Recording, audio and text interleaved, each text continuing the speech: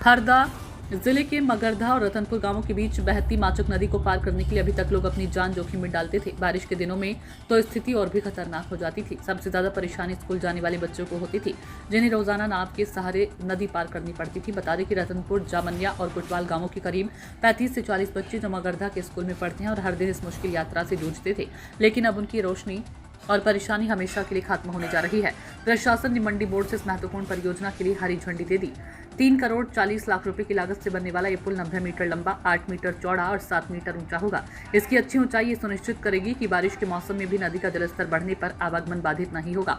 इस पुल के बनने से ग्रामीणों का समय और ऊर्जा दोनों बचेंगी। अभी तक उन्हें नदी पार करने के लिए एक लंबा चक्कर लगाना पड़ता था, लेकिन अब ये दूरी मिनटों में तय हो जाएगी। स्थानीय लोगों का मानना है कि पुल न सिर्फ आवागमन को आसान बनाएगा, बल्कि दोनों गांवों के बीच सामाजिक और आर्थिक संबंधों को भी मजबूत करेगा, जिससे पूरे क्षेत्र में विकास को नई रफ्तार मिलेगी। तो वहीं इस पुल का निर्माण भोपाल की आकाश कंस्ट्रक्शन कंपनी करेगी और उम्मीद है कि जल्द से जल्द बनकर तैयार भी हो जाएगा। एक ऐसी पहल है जो न सिर्फ लोगों की जिंदगी आसान बनाएगा, बल्कि उन्हें सुरक्षा भी देगा। अनिल मालवीय की रिपोर्ट। कौन से गांव से आते थे आप? अच्छा, अभी तक यहाँ नदी पे पुल नहीं था तो किस प्रकार आना होता था आपका? कभी पैदल आते थे, कभी नाव से आते थे। तो आने में क्या परेशानी जाती थी आपको? नाव में डर बना रहता।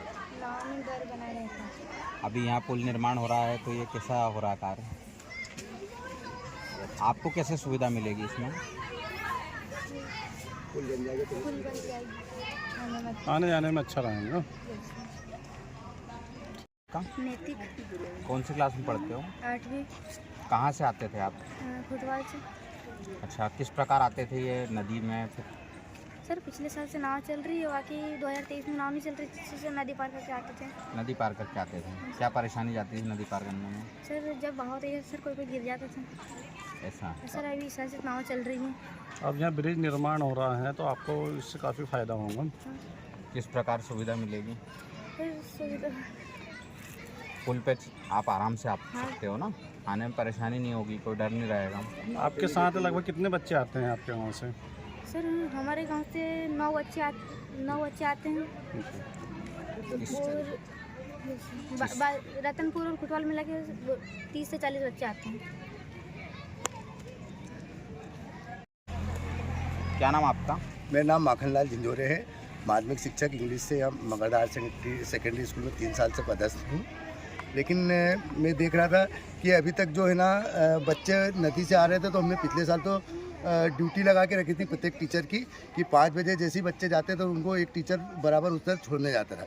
फिर शासन ने नाव की व्यवस्था करवा दी, जो 2 साल से नाव चल रही है।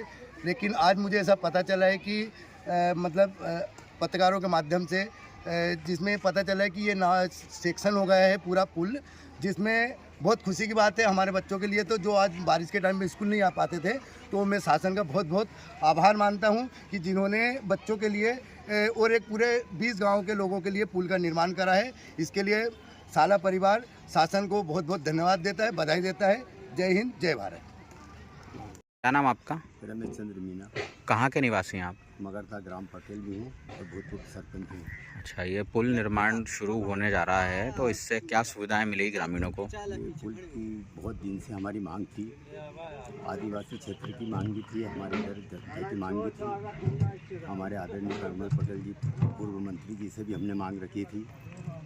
तो उन्होंने कहा था, संजय बाबा ने भी कहा था, विधायक जी ने, पूर्व विधायक जी ने, कि हम इसको जल्दी से जल्दी पास करवा देंगे। उनके प्रयास से ऊपर सरकार से आवाज़ लगाई उन्होंने और हमारी माचक नदी का पुल पास करवाया। तो इस माचक नदी का पुल बनने से 40-50 गांव के आदिवासी क्षेत्र के लोग जुड़े हैं और हरदा जिला दूर पड़ता था, ये सीधा हरदा जाने के लिए काफ़ी सहूलियत होगी।